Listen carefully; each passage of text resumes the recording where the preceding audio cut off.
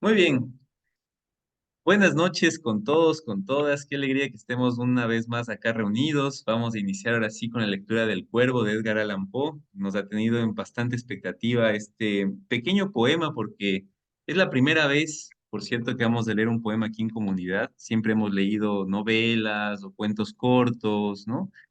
Y ahora es la primera vez que nos enfrentamos a un poema, ¿sí? Entonces vamos a ver que la dinámica va a variar un poquito. Pero bueno, antes de iniciar con eso, quería comentarles que la estructura de esta reunión va a tener la siguiente forma. Vamos a comenzar con una pequeña introducción del autor, una biografía cortita.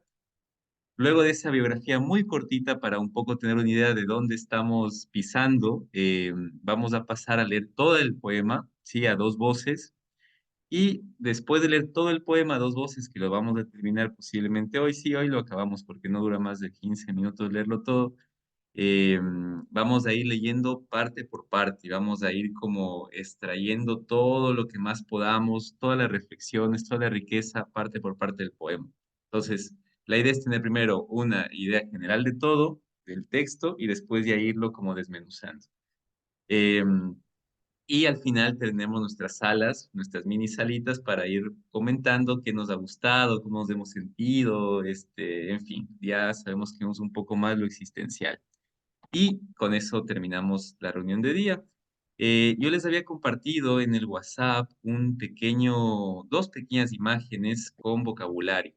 Si por ahí pueden tener la mano, sería bacán porque cuando leamos van a ver que esas palabras van a asomar y si no las tienen como un poco mapeadas, puede pasar que no entendamos el poema por completo. Pero independientemente de eso, lo demás creo que está todo muy bien.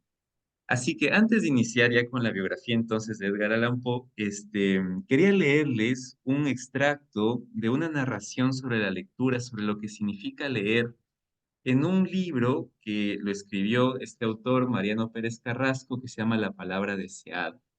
Mariano es un escritor argentino, filósofo, que escribe un libro dedicado a la Divina Comedia de Dante, que es este que tengo aquí, y en el prólogo del libro habla sobre su experiencia con un profesor que él tuvo en la universidad y que le dio algunos consejos para nunca dejar de leer. Entonces les quería como eh, narración o como solemos nosotros decir, esta actividad generadora, contarles y leerles un poquito cuáles son las recomendaciones de este profesor. Entonces, el profesor que le cuenta se llama Marco, ¿sí? Va a contar la historia de Marco y Marco, cuando él era alumno, ¿sí? Acudía donde otro docente llamado Espongano todos los viernes a las 3 de la tarde a hablar con su profesor, ¿sí? Recordemos que las primeras universidades empezaban así, es decir, alumnos que buscaban algún maestro para que les enseñe un tema, ¿sí? Era mucho más personalizado. Y como paréntesis, siempre es bueno tener nuestros maestros, ¿no? Siempre es bueno tener algún maestro con el que acudir. Alguna vez en la vida lo necesitamos, ¿sí? Bueno, Marco acudía todos los viernes a las 3 de la tarde a Espongano y nos cuenta lo siguiente. Entonces leo nada más del extracto. No recuerdo por qué, fue esto lo que le pedí que me recordase en su oficina 2 años después, pero también él había olvidado el detalle.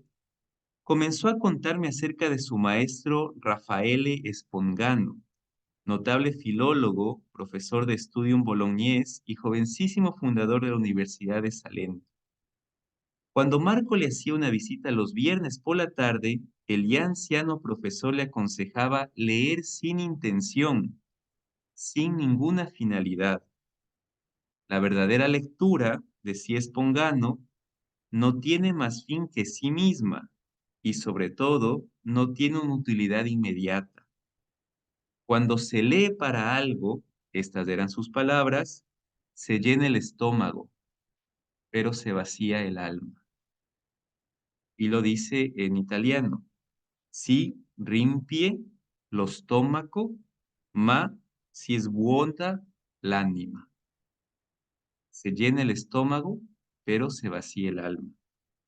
La lectura utilitaria es una lectura avara y por eso equivocada, que tiende a reducir el espíritu a la letra, la idea al texto, el concepto a la materia que lo conserva. La verdadera lectura es la que produce un hábito, la que forma el alma, o la psique, o la mente, o el intelecto, llámeselo como se quiera. Bueno, este era el consejo de Spondalo, ¿no? Leer porque sí, sin ninguna finalidad, ¿sí? Sin ningún afán de recibir algo. Eso es un poco la vocación, ¿no? Darle a algo, entregar todo sin esperar nada a cambio, ¿no? Bien, pues bueno, con esta generación, con esta gran reflexión que nos produce este texto que les acabo de leer, entramos ahora sí a nuestro texto El Cuervo, que lo vamos a leer por el simple hecho de leer porque sí, por placer, por gusto, porque la lectura nos conecta, nos une, por un montón de cosas que cada uno puede ir descubriendo en este proceso. Entonces, bueno, tenemos, pueden ver la pantalla así, solo confirmen eso, por favor, si no, puede estar compartiendo, se ve así, ¿no? Ya. Sí, ahí Sí, voy a leer la cara. sí, Buenas, se ve. listo. Súper rápido porque lo que nos interesa es entrar en contacto con el texto, pero no nos viene mal como saber dónde estamos pisando, ¿sí? Edgar Allan Poe es esta persona que ustedes ven aquí. Nace en Boston, en Estados Unidos, en 1809 y fallece en Baltimore, en Estados Unidos mismo, en 1849. Es decir, nos encontramos frente a un autor del siglo XIX. Vive 40 años, realmente es una vida corta, pero intensa, solemos decir nosotros, ¿verdad? Sobre todo alguien que ha escrito tanto, una vida productiva, fecunda, feliz. Es interesante que Poe nazca en el siglo XIX porque entre muchas cosas que pasaron en el siglo XIX, como la revolución industrial, las guerras napoleónicas, la reestructuración de Europa, también todas las revoluciones que vivió Latinoamérica, en fin, hechos y hechos que se van sumando, algo muy, muy interesante, sobre todo en las corrientes literarias, es que nos encontramos frente a un positivismo racionalista avasallador, es decir, junto con la era industrializada, estábamos en la era de la razón, de la primacía de la razón por sobre el sentimiento, por sobre el simbolismo, por sobre el arte. Incluso el arte mismo fue llevado a la razón, es decir, era un arte conceptualizado, ¿sí? Edgar Allan Poe rompe un poco con esta idea, en parte, no en todo, pero en parte rompe con esta idea porque él se enmarca en un movimiento más romántico, ¿sí? Cuando hablamos de romántico, ya sabemos que no necesariamente nos referimos al amor romántico como un amor idealizado, sino que es más bien una acción de la vida que pugna más por lo simbólico, por lo sentimental, por las imágenes, por las comparaciones, em, por todo lo que tiene que ver con el arte como arte en sí mismo, ¿no? Con lo irracional, un poco podríamos decirlo. Entonces, Edgar Allan Poe se enmarca en esa corriente, en parte, ¿no? Con su poesía, con sus cuentos. Pero por otra parte, Edgar Allan Poe también es heredero de este racionalismo y crea, y va a ser el precursor, no solo el creador, de todo lo que es la literatura racionalista con la novela policial. Edgar Allan Poe es el precursor de el relato policial, ¿sí? Tiene personajes muy, muy, muy buenos que están sujetos justamente a este tipo de relatos y va a ser el precursor justamente de después de lo que vamos a leer como Sherlock Holmes, como todos estos relatos de policías, todo este tema de la literatura ficcional racionalista. Bueno, todo esto hace, esto que les digo, esta combinación de pensamiento, hace que Poe trascienda a Estados Unidos su literatura y llegue a Europa. Y llega a sus escritos de Europa, sobre todo gracias a dos grandes escritores europeos como Baudelaire y Mallarmé, que admiran a Poe, que traducen a Poe y que lo quieren más en Europa que en Estados Unidos. Es más, en Estados Unidos Poe no era muy leído. Más bien la fama la da Europa. Europa es la que impregna a Poe con un hálito de literato famoso. En donde sí era conocido en Estados Unidos era por ser crítico. Ahí sí era bastante conocido porque él hacía crítica literaria fuerte, ¿no? Es decir, analizaba obras de otros autores. Bien, como les comentaba, estamos frente al maestro del terror. Con él se inauguran los relatos de terror, todo lo que tiene que ver con la fantasía metafísica de lo que puede pasarle al ser humano en sus narrativas más oscuras del alma, ¿no? Como les decía, la parte racionalista de Poe con el relato policial, con estas reflexiones sesudas de lo que puede ser un crimen, de cómo puede destrabar una historia muy enredada lógicamente, ¿no? Y la ciencia ficción en general. Entonces, estamos frente a un grande realmente. Y para cerrar la biografía de él, como les digo, solo son pinceladas. Ya hemos nosotros escuchado posiblemente una de de los problemas cuando nosotros leemos a Poe en la escuela o en el colegio es que puede haber el riesgo que se convierta el autor o se convierta la obra en una obligación, en una especie de canon que hay que sí o sí leer y le perdamos el gusto. Eh, pero quizá por estas lecturas del colegio, de la escuela, nos hayamos enterado o por alguna cuestión que hayamos investigado que la vida de Poe fue una vida difícil, ¿sí? Es abandonado por sus padres, después va a tener una relación muy complicada con su padre adoptivo, su madre después va a fallecer también. No voy a meterme mucho a hablar de ese tema porque ya viene siendo un poco la parte más personal de la vida de Poe y que si bien influye en algo en sus obras, yo creo que no es lo central, ¿sí? Siempre la obra trasciende al autor, siempre, ¿no? Pero bueno, saber que tuvo una vida infantil y juvenil después muy complicada. Fue una persona que vivió muchas soledades en su vida y sobre todo muchas pérdidas emocionales en el lado femenino. Pierde a su esposa, pierde a su madre, tiene un montón de relaciones amorosas fracasadas, fallidas, en fin. Junto con esta vida sentimental complicada, Poe se encontraba trabajando en revistas y periódicos famosos. Como les decía, ejercía él crítica literaria. Antes estuvo en otras instituciones académicas, inclusive entró donde los militares, pero de todos estos lugares fue expulsado porque realmente él no lograba encontrarse en el mundo. Y solamente será a través de la escritura donde ya logra él ser como en su maceta, estar en su mundo, ¿no?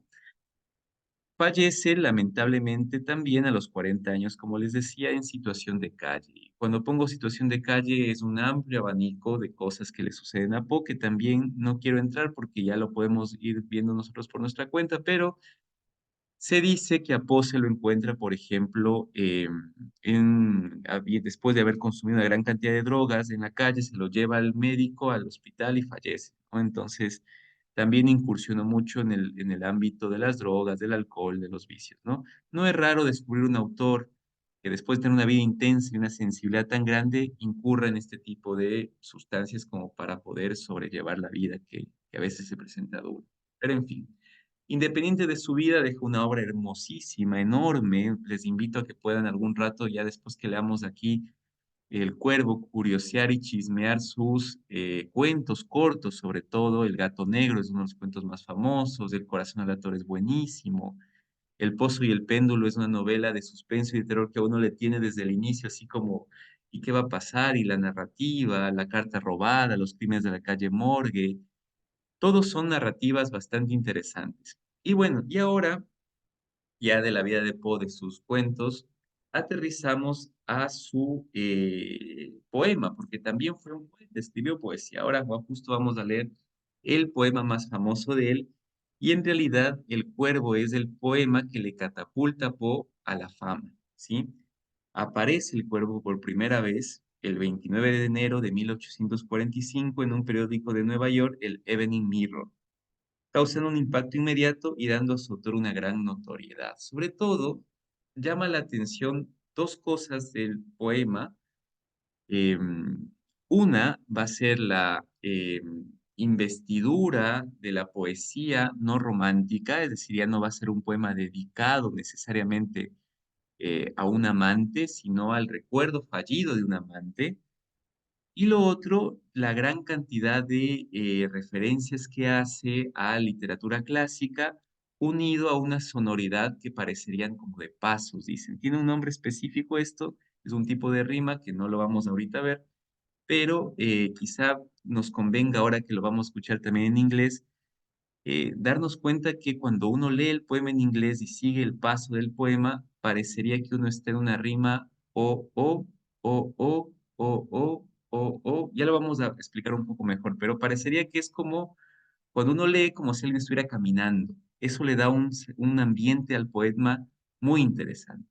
Así que bueno, con esa introducción, lo más breve posible, ahora sí vamos a lo bueno, que es el poema como tal, y a saborearlo y a disfrutarlo y dejando a un lado el autor y todo esto, vamos a leerlo todos juntos y a compartirlo con toda la riqueza que tiene. Entonces vamos a iniciar con la lectura del poema a dos voces. Ahora le voy a pedir a Alexis y a mi mamá que nos puedan ayudar con la lectura. Alexis va a comenzar y mi mamá va a seguir un estrofa, un estrofa. Sí, lo hacemos esta vez a dos voces para no Ok, perder el ritmo, ¿no? Entonces, bueno, voy a compartir pantalla, denme un ratito. Denme un segundito y empezamos con la lectura. Ahí va. Bien. Eh, Pueden ver la pantalla así, ¿verdad? Ya. sí, Van a ir viendo junto con el poema, que lo vamos a leer de corrido, como les decía, imágenes de Gustave Doré, que fue un gran pintor y ilustrador, como ustedes pueden ver ahí, que ilustró todo el cuento, ¿no? Todo el poema. E incluso Doré es conocido y es muy famoso por las ilustraciones que hace también de la Divina Comedia de Dante. Pero no dejemos de ver las imágenes que van a ir acompañando la narrativa. Eso es lo bonito de esta edición. Entonces, bien, comenzamos entonces. Nos quedamos con Alexis y con mi mamá. Ahí vamos. muy bien. Una fosca medianoche, cuando en tristes reflexiones, sobre más de un rato en folio de olvidados cronicones, inclinaba soñoliento la cabeza. De repente, a mi puerta oí llamar, como si alguien suavemente se pusiese con incierta mano tímida a tocar. Me dije, una visita que llamando está a mi puerta. Eso es todo y nada más. Ah, bien claro lo recuerdo. Era el crudo mes del hielo, y su espectro cada brasa moribunda enviaba al suelo, cuán ansioso el nuevo día deseaba, en la lectura procurando en vano hallar tregua a la honda desventura de la muerta Leonora, la radiante, la sin par, virgen rara a quien Leonora los querubines llaman ahora ya sin nombre nunca más.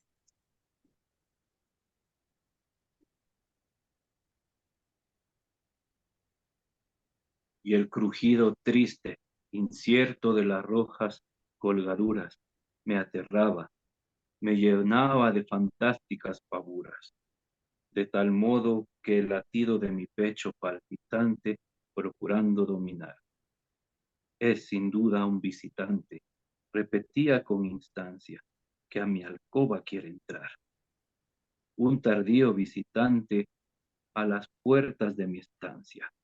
Eso es todo y nada más. Poco a poco, fuerza y bríos, fue mi espíritu cobrando. Caballero, dije, o dama, mil perdones os demando.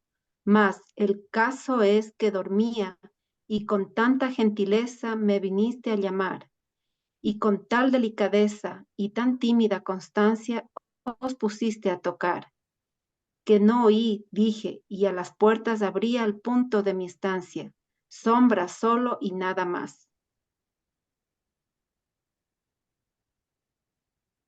Mudo, trémulo, en la sombra por mirar haciendo empeño. Quedé allí, cual antes nadie lo soñó, forjando sueños. Más profundo era el silencio, y la calma no acusaba ruido alguno resonar. Solo un nombre se escuchaba, que en voz baja aquella hora yo me puse a murmurar, y que el eco repetía como un soplo, Leonora, esto apenas, nada más. A mi alcoba retornando con el alma en turbulencia. Pronto oí llamar de nuevo, esta vez con más violencia. De seguro dije, es algo que se posa en mi persiana, pues veamos de encontrar la razón abierta y llana de este caso raro y serio y el enigma averiguar. Corazón, calma un instante y aclaremos el misterio, es el viento y nada más.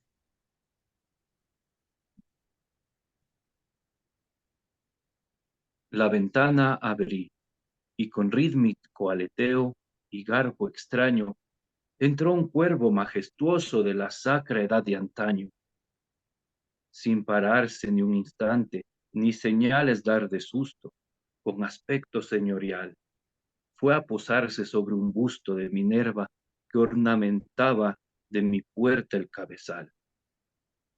Sobre el busto de Palas la figura representa, fue y posóse, y nada más. Trocó entonces el negro pájaro en sonrisas mi tristeza con su grave, torva y seria, decorosa gentileza. Y le dije, aunque la cresta calva llevas, de seguro no eres cuervo nocturnal. Viejo, infausto cuervo oscuro, vagabundo en la tiniebla, dime, ¿cuál tu nombre? ¿Cuál en el reino plutoniano de la noche y de la niebla? Dijo el cuervo, nunca más.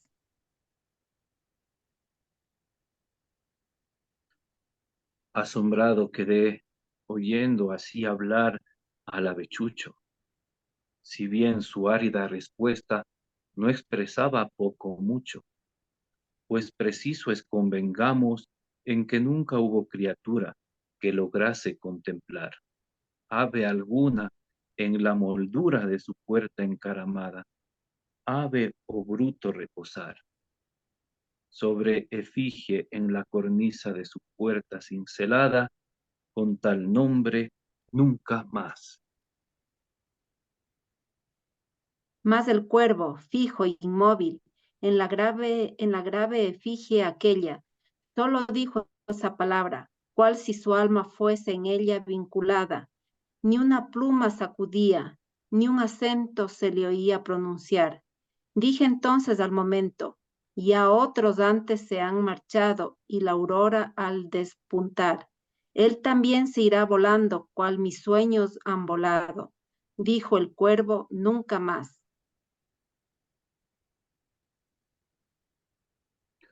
Por respuesta tan abrupta como justa sorprendido. No hay ya duda alguna, dije, lo que dice es aprendido. Aprendido de algún amo desdichado a quien la suerte persiguiera sin cesar, persiguiera hasta la muerte, hasta el punto de, en su duelo, sus canciones terminar, y el clamor de su esperanza con el triste ritornelo de jamás y nunca más. Mas el cuervo provocando mi alma triste a la sonrisa, mi sillón rodea hasta el frente de ave, y busto y de cornisa, luego hundiéndome en la seda, fantasía y fantasía, dime entonces a juntar, por saber qué pretendía aquel pájaro ominoso de un pasado inmemorial, aquel hosco, torvo, infausto, cuervo lúgubre y odioso, al graznar nunca más.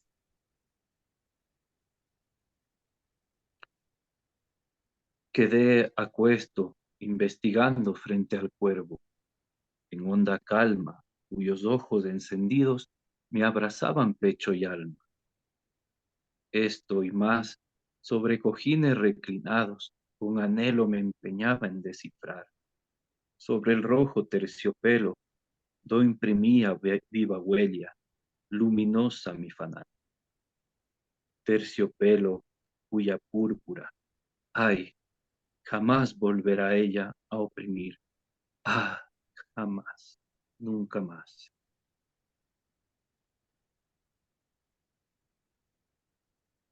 Parecióme al aire, entonces, con incógnito incensario, que un querube columplase de mi alcoba en el santuario, perfumado, miserable ser, me dije, Dios te ha oído, y por medio angelical, Tregua, tregua, y el olvido del recuerdo de Leonora te ha venido hoy a brindar.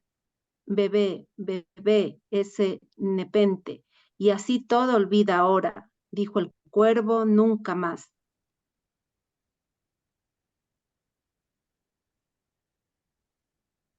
Oh, profeta, dije, oh, duende, más profeta al fin, ya seas ave o diablo, ya te envía la tormenta, ya te vas por los abregos, barridos a esta playa, desolado pero intrépido a este hogar, por los males devastados. Dime, dime, te lo imploro, ¿llegaré jamás a hallar algún bálsamo o consuelo para el alma que triste lloro? Dijo el cuervo, nunca más.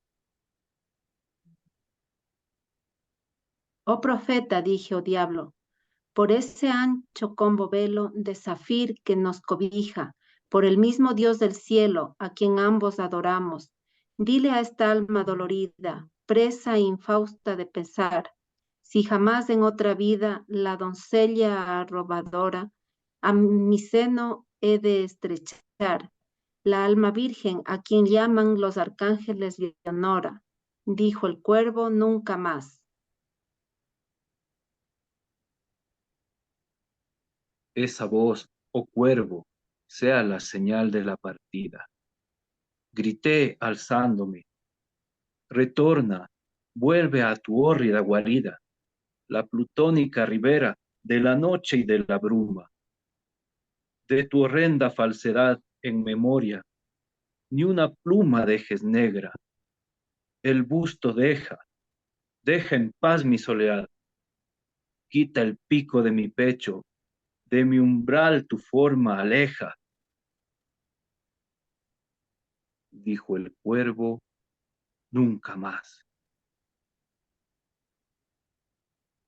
Y aún el cuervo inmóvil, fijo, sigue fijo en la escultura, sobre el busto que ornamenta de mi puerta la moldura, y sus ojos son los ojos de un demonio que durmiendo las visiones ve del mal, y la luz sobre él cayendo, sobre el suelo arroja trunca su ancha sombra funeral, y mi alma de esa sombra que en el suelo flota, nunca se alzará, nunca jamás. Muy bien.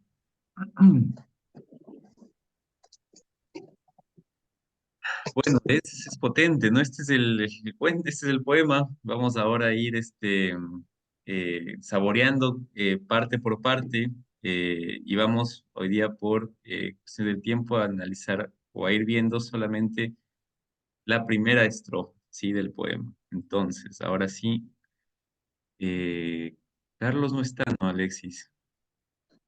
No, no está Carlos. Ya, Me parece que el jueves viene. ya. Voy a leer entonces en inglés, de ahí lo leo en español. Voy a leer un pequeño comentario a la primera estrofa que lo hace un profesor de la Universidad de Trento de Italia que se llama José Siles Artés. Entonces, comenzamos. Para lo del inglés, no se olviden de leer, de escuchar sobre todo lo que les decía del ritmo. Lo del inglés, lo que nos interesa ahora con el poema es ir viendo cómo suena el poema originalmente escrito, ¿no? Recordemos que siempre cuando un poema se traduce al español, si bien se trata de mantener el sonido de que fue escrito, es muy difícil porque las palabras, las sílabas, la parte sonora, fonética siempre cambia. Entonces, escuchémoslo en su idioma. Comenzamos entonces.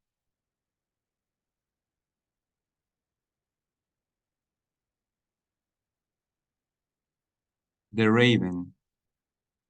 Once upon a midnight dreary, while upon it, weak and weary, over many a quaint and curious volume of forgotten lore, while I'm not nearly napping, suddenly there came a tapping, as of someone gently rapping at my chamber door.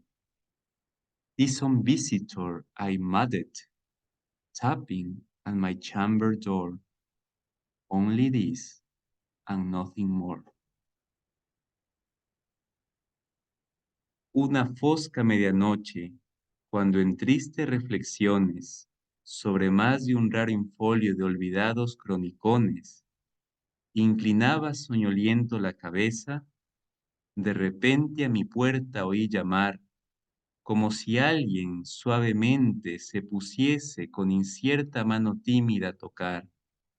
Es, me dije, una visita que llamando está a mi puerta. Eso es todo y nada más. El poema se abre con un estudioso que, estando medio dormido, nearly napping, frente a sus libros, oye un ruido como de alguien tocando levemente a su puerta, pero no estando del todo seguro, le quita importancia al hecho con la frase Only this and nothing more. Solo eso y nada más. Dicha sin duda para tranquilizarse. Hay varios elementos aquí en la primera estrofa que valdría la pena que los vayamos viendo. Como ustedes pueden ver, la primera estrofa introduce el cuento. Comienza con la palabra once upon a midnight dreary, ¿sí? Que traducido literalmente es once, una vez, upon, sobre, a midnight dreary, una medianoche triste, desolada, una vez sobre una medianoche triste. Esa primera introducción ya nos da el contexto de la hora en donde nos encontramos. Estamos a medianoche en el poema. La medianoche es muy simbólica, altamente simbólica. Es como un punto de transición. Siempre nosotros recordemos que cuando hablamos de medianoche, no solamente nos estamos refiriendo a que ya se está terminando el día y estamos al comienzo de otro nuevo, es decir, es un punto de transición. Estamos pasando de una cantidad de tiempo a otra cantidad de tiempo, de un día determinado a otro día determinado. Parte de que implica transición, de que algo va a cambiar, de que algo nuevo viene, también la medianoche simboliza o está asociada en la literatura en general a las sombras, a la oscuridad, al terror, a la melancolía, ¿no? Tal es así, por ejemplo, que los griegos tenían una mitología muy clara donde decían que la muerte y el dormir son hermanas, ambas, la muerte y el dormir, hijas de una misma madre, la noche, ¿sí? Entonces, la medianoche es una palabra simbólica, simboliza, por un lado, como les decía, transición, pero también nos refiere a oscuridad, sombras, momento de penuria, ¿no? Entonces, ya el poema nos comienza dando una introducción de en qué tiempo está, físicamente hablando, pero también internamente. Está en una medianoche. No sé si ustedes han oído estos poemas muy bonitos de San Juan de la Cruz, que narra su experiencia en la noche oscura, en la noche del alma, ¿sí? Cuando se usa esta figura simbólica, se habla de un momento de tinieblas, de abandono. Bueno, él, que está ahí sentado, que ustedes lo pueden ver en esta ilustración doré, se encuentra en una fosca, dice esta traducción, medianoche, en una triste medianoche, de manera más literal. Sigue avanzando, ¿sí? Esta primera estrofa y nos narra que se encuentra en un estado intermedio entre el sueño y la vigilia. Ahí dice, inclinaba soñoliento la cabeza. Otra figura transicional, ¿sí? No se encontraba ni despierto ni dormido. Es como en ese justo momento donde uno no sabe si lo que va a vivir o lo que está viviendo pertenece a la realidad o a la fantasía. Entonces, ese estado intermedio ambienta la narración. No sabemos si lo que está inmediatamente después, es decir, lo que les va a pasar, que es que escucha la puerta, pertenece, como les mencionaba, a la realidad o a la ficción. Entonces hay ya un patrón de recursos transicionales. La medianoche, la soñoliencia, ¿no? Y después aparece un elemento, ¿sí? Que viene a ser disruptivo cuando escucha como si alguien suavemente se pusiese con incierta mano tímida a tocar. Oye un ruido. Como estamos en un periodo de ambientación, todavía no sabemos si el ruido pertenece realmente a una realidad física ocurrida o si todavía estamos en el sueño escuchado en el momento de no vigilia de el, en este caso, no sería el escritor, sino el sujeto que estamos viviendo, ¿no? La persona que está sentada. Entonces, este primer momento es un momento de ambientación, pero ya nos está diciendo un poco cómo se encuentra, ¿sí? Entonces, repito, una fosca medianoche. Medianoche, estado físico, pero también interno. Cuando en triste reflexiones, la tristeza refuerza la medianoche. Sobre más de un raro infolio de olvidados cronicones. Recordemos que cronicones son relatos de cronos, de tiempo, ¿no? Relatos cronológicos. También es muy simbólico, nos narra de una realidad pasada. Inclinaba soñoliento la cabeza. De repente a mi puerta oí llamar, como si alguien suavemente se pusiese con incierta mano tímida a tocar. Todo esto, nos dice el crítico, se ve reforzado por el sonido, por la fonología de los versos, que como les decía, van como si fueran pasos. Repito el primer verso para que escuchemos los pasos, ¿no? Once upon a midnight reading. Ta, ta, ta, ta. Once upon a midnight reading. While upon it weak and weary. ¿No? Muy interesante. Bien, por temas de tiempo lleguemos hasta ahí. Primera estrofa, ya vamos un poquito más. Quería comentarles ya para pasar a los grupos ahorita que no nos olvidemos que el poema se titula The Raven, que nosotros al español no tenemos realmente una traducción con The Crow. Crow en inglés, en idioma inglés, es cuervo. Raven también es cuervo. Nosotros no tenemos una especie de... La traducción que nosotros hacemos no se puede traducir de otra manera que cuervo en el español, pero en el inglés de Raven y de Crow tiene sus matices.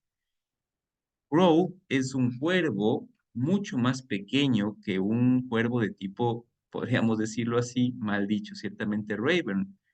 Este crow, ¿sí? Tiene un hábitat más urbana, es más pequeño, menos salvaje.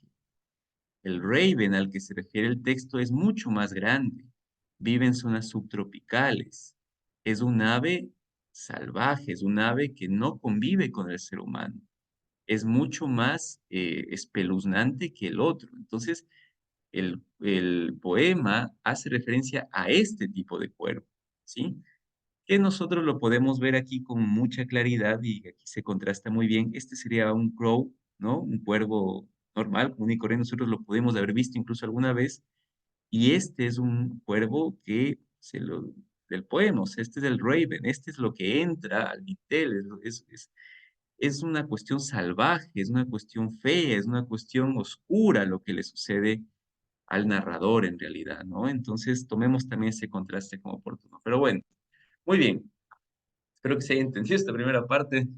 Así vamos a ir como desmenuzando y saboreando todo el poema. Y bueno, nos vamos a juntar ahorita un ratito en grupos. Vamos a hacer 3 grupos para conversar un poquito. Recordemos que ahorita viene la parte existencial. ¿Qué me dice el poema? O sea, ¿cómo lo percibí? ¿Qué me causó? ¿Está confuso? ¿No? ¿Cómo me sentí? ¿Qué reflexiones me surgen? Es decir, un poco hacer una catarsis de lo que ahorita hemos leído libremente, ¿sí? A ver cómo nos está yendo. Así que bueno, nos vamos un ratito, nos vamos a dar 15 minutitos nada más hasta las 10 en grupos y a ver qué impresiones tenemos hasta ahorita de lo que hemos ido leyendo. Y esta nueva dinámica del Junco con el tema de la poesía. También comentarán si está bueno o no, ya lo iremos viendo. Así que bueno, vamos a ir a grupos. van a haber tres salas, los que no les salga unirse a grupos, nos quedamos aquí conmigo y el resto, una sala está Alexis de moderador de la sala y en la otra sala va a estar Kelly, que ya no la veo. Bueno, mi mamá puede ser de moderadora de otra sala ya y nos quedamos nosotros en esta sala de acá. Así que, Sí está Kelly. ¿sí está Kelly? ¿Dónde está Kelly? Ah, sí, sí está Sí, Kelly, ¿verdad? ujú, Kelly, sí. entonces va a estar de moderador en la otra sala, porfas. Ya, dale, sin problema. Listos, entonces nos unimos todos a una sala. Ahí vamos, denme solo un ratito para chequear esto. Ya. eh, Listo, ahí nos vamos. Entonces, si les sale unirse, unámonos por favor y nos vamos a las salitas para compartir en grupos.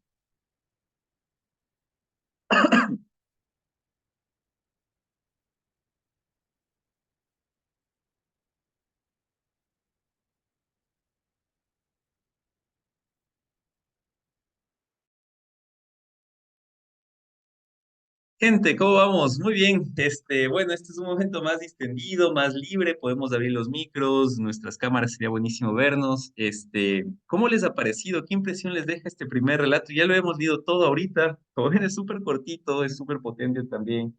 Pero ¿qué les deja? ¿Qué sensaciones? ¿Qué sentimientos? Si es que hay alguna reflexión, si es que algo les tocó, pues es momento como de escucharnos muy libremente. Les invito a que soltemos un poquito aquí el miedo, y podamos como ir compartiendo en torno a los sentimientos que se han dado este tiempo. Así que abrimos micros, no sé, libremente. Mamá, creo que- Sí, bueno, a mí, bueno, realmente es un poema corto, ¿no? Como tú dices, pero lo que me llama bastante la atención es la terminación de cada estrofa.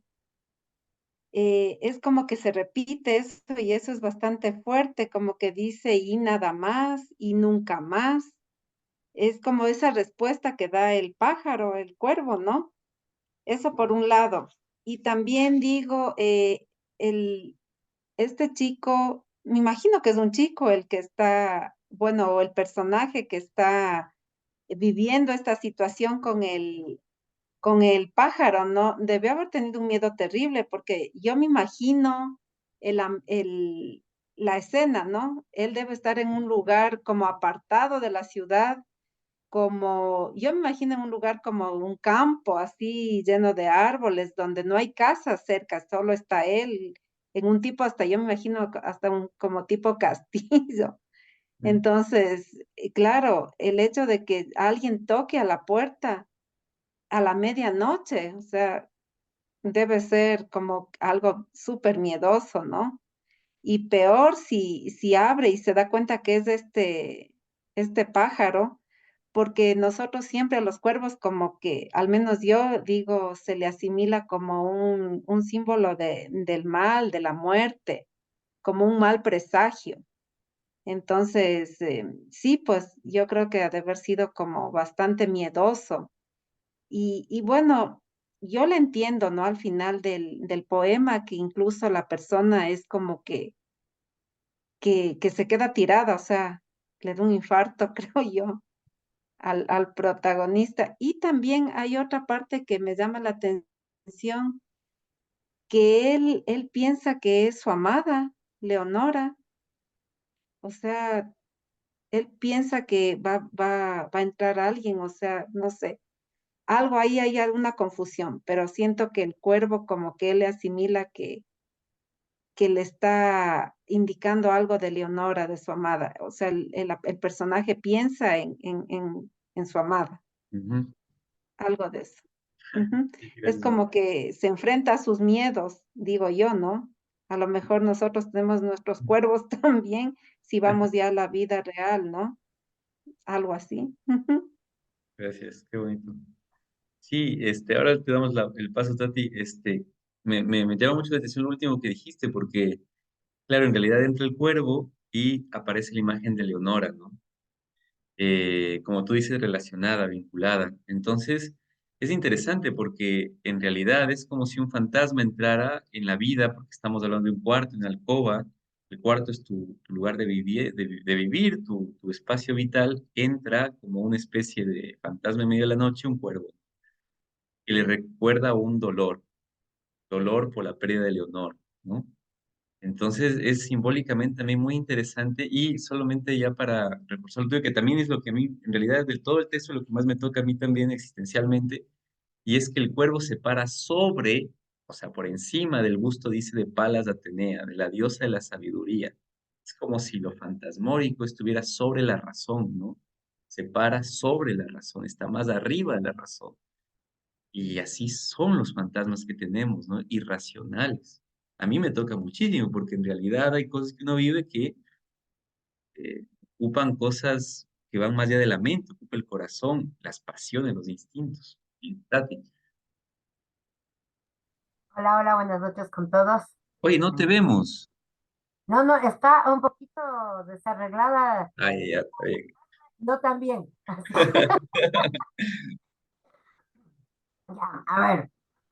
eh, bueno, es la primera vez que yo leo, digamos que no en sí el tipo de lectura en lo que tenga que ver con terror o detectivesco, pero sí que al mismo tiempo que sea como terror y en prosa. Me recordó algo como al mío Cid de mi época, que nos hacían leer en prosa y había que leer unas dos o tres veces para poder medio entenderle, ¿ya? Ahora, lo que a mí como yo lo veo, como yo lo sentí, después de escuchar también cómo fue la vida de Allan Poe, porque siempre por lo general trato de lo que leemos, ponerle en ese contexto, en esa época, y como personalizándolo mucho con el autor. A mí me parece que obviamente uno de sus amores o de su gran amor fue Leonora. Para mí el cuervo en este sentido es la muerte, ¿ya? Y para mí él no está en su sano juicio, ¿ya? Y en medio de este, de esta amalgama de sentimientos que él tiene, porque lo que él tiene es un dolor muy inmenso. Es un dolor por amor y por haberse quedado solo.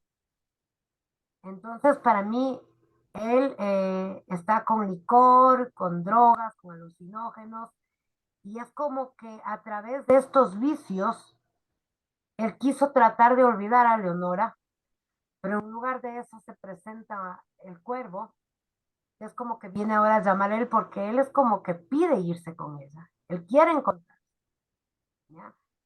Y justamente al final, digamos que de cada estrofa, por decirlo así, está el nunca más. Porque él en todas las cosas, él hace una pregunta y lo que responde es nunca más. O sea, no la vas a ver nunca más, o no vas a retornar nunca más, o ya no te va a doler nunca más. Quédate tranquilo porque todo lo que quieres ya no va a haber nunca más en la vida terrenal porque te voy a llevar. Es como lo percibo yo. Gracias, Tati. Es otra mirada, ¿no? La tuya es interesante porque sí, yo también pienso que está ligado con la muerte de una persona, con Leonor, y ese nunca más es una frase potente también, porque nunca más no solamente es nunca, sino es nunca más, es como el refuerzo de lo perecedero, lo que ya no va a volver jamás, ¿no? Y solo de lo que te escuchaba se me venía también como estas dos realidades fuertes que también decías, como es la muerte y la vida y el amor, ¿no? Estas dos como energías que nos pueden a nosotros mover a un lado u otro, lo que ya decía, por ejemplo, Freud, lo de Eros y Tánatos, ¿no? La pulsión de muerte y la pulsión de vida, que siempre están como pugnando. Claro, el cuervo puede ser la pulsión de muerte, representado en este animal, y Leonora la pulsión del amor, la pulsión de vida, ¿no? Es muy interesante porque se puede hacer muchas lecturas también de eso. Así que gracias, Tati. No sé si alguien más quisiera comentar algo de cómo le ha parecido. Como les digo, no hace falta hacer grandes elucubraciones ahorita, sino también dar nuestras impresiones, ¿no? Cómo nos hemos sentido con la obra, cómo nos está pareciendo, qué cosas vamos descubriendo. Eso también podría ser bonito. Nos está gustando, ¿no? No nos gustó mucho la narrativa, en fin. Jimmy, creo que quieres conversar. Hola, Dan, ¿cómo te va? Buenas noches. Hola, Hola. ¿cómo vamos? Eh, Perdón, un poquito la cámara está media mal, no puedo prenderla, pero verá, lo que yo estoy entendiendo del poema, en el tema del cuervo, creería también que podría ser como no sé si el demonio, algo así, de la otra vida que a la amante le otorga o él es quien se la quiere llevar para la muerte. Entonces, yo, según lo que yo le estaba viendo en el poema, pues claro, porque ella siempre dice nunca más, nunca más. Entonces, cuando ya, digamos, el cuervo, en este caso el diablo, le quiere llevar más allá a la muerte. Y, y digamos, en ese caso, por eso entonces ella siempre en lo que nombra siempre va a ser nunca más, nunca más, porque ella ya piensa que ya todo es el cuervo o el demonio y ya está llevándose a la muerte a él. ¿Mm? Eso es lo que yo, digamos, entiendo, lo que me hace reflexionar el poema, porque va parte de eso. ¿Mm? Gracias, Jimmy. Sí, bueno, primero decirte que gracias por compartir porque es otra visión distinta, ¿no? Ahora, en la literatura, como ven, no hay ninguna opinión es la verdadera, la correcta, sino se prestan interpretaciones. A mí también me parece que el cuervo puede estar muy vinculado con la muerte, ¿no? Muy, muy vinculado. Y como tú dices, puede ser una parte de un recordatorio, creo yo, si es que también lo puedo entender, de que en nuestra vida siempre va a haber un cuervo que nos recuerda que hay un final, ¿no? Hay un momento en que se acaba esto. Exacto, es como que como el final de la vida, como que digamos, en la Biblia cuando dice, eh, si no rezas o te llevará el demonio, algo así, no sé. Claro. Ah, Sí, sí, te entiendo por dónde vas. Sí, gracias, Jimmy. ah, Es interesante porque en realidad también, partiendo de la etimología de demonio, de diabolos, que es lo que separa, lo que divide, es justamente lo que nos separa del umbral de la vida y la muerte, ¿no? Entonces, me parece bien interesante, así que muchas gracias. Por ahí, Rebe y después Cecibel. No sé, Rebe.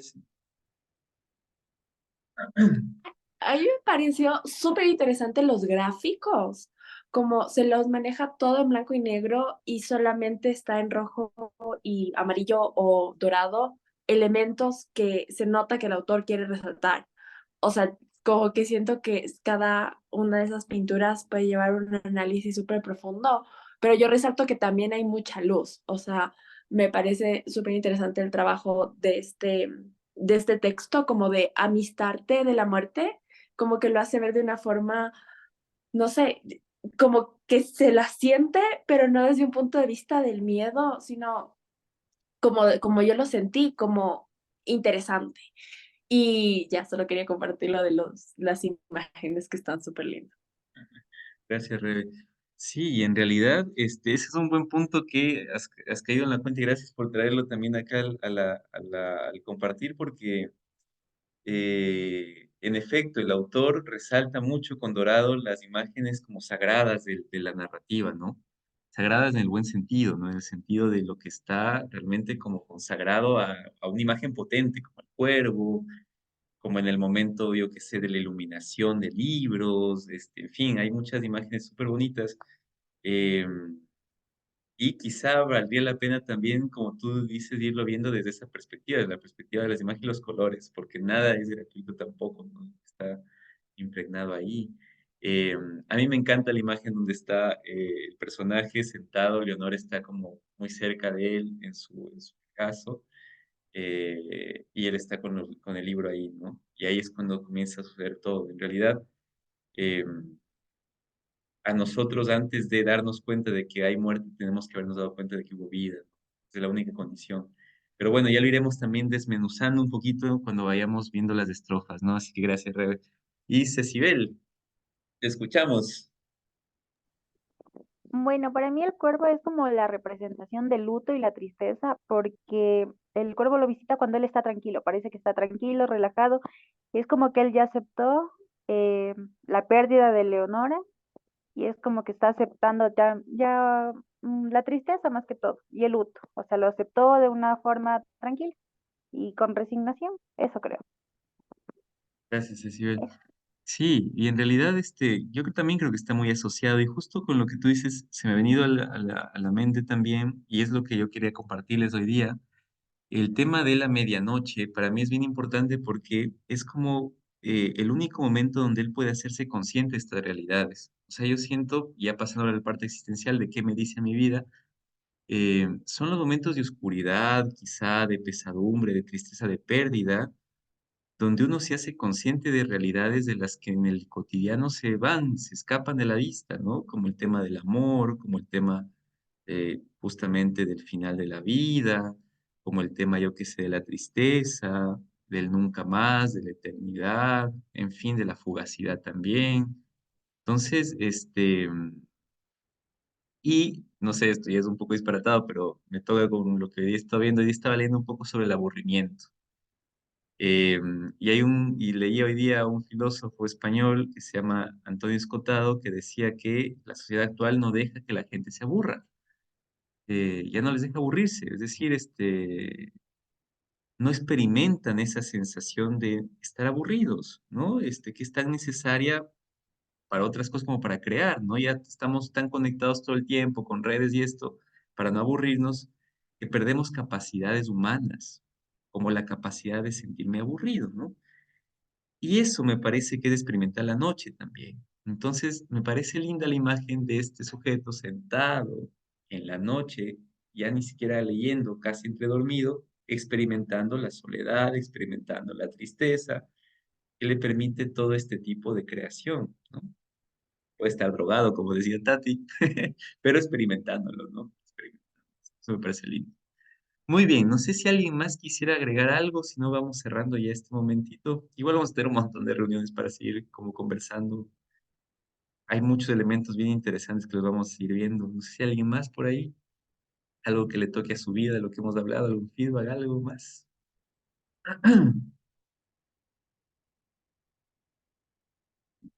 Vamos.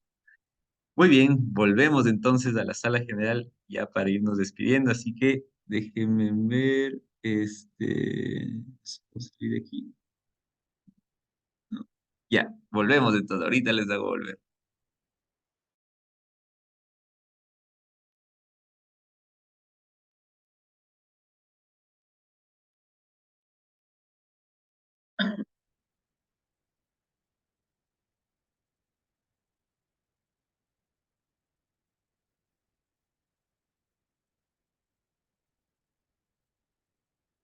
Muy bien, vamos regresando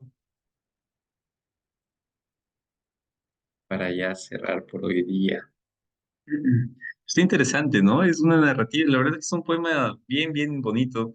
Sería bacán que nos vayamos fijando también, como les decía, en los sonidos del poema, porque lo bonito de la poesía es que no solamente trabaja con imágenes, con sonidos, con contenido, sino que es una mezcla de todo. Entonces, hay esta posibilidad de trabajar con muchas cosas a través de la poesía, ¿no? Y es bonito, ayuda mucho. Así que hay riqueza en ese lado. Muy bien. Esperemos un ratito a que regresen al examen. ¿Lograron terminar su sala? ¿Compartieron? Sí. ¿Les quedó tiempo? ¿Les sobró? ¿Les faltó? Sí, sí, muy bien, realmente muy bien cuadrado el tiempo, reflexiones muy profundas, muy bonitas. Eh, Creo que estamos muy conectados, Muy bien. súper conectados, de primera. Muy bien. Bueno, creo que hemos regresado todos. Ya para irnos un ratito. No, listo, gente. Entonces, nos vamos despidiendo. Por favor, no soñarán en el cuervo. Ojalá que no se les entre ningún cuervo hoy noche. Y nada, pues estaremos conversándonos el día jueves. Seguimos disfrutando de la lectura. Cuídense un montón y ya nos vemos el jueves. Abrazos grandes. Tengan bonita Hasta el semana. Chao, jueves. chao. Nos Chao. vemos. Muchas gracias.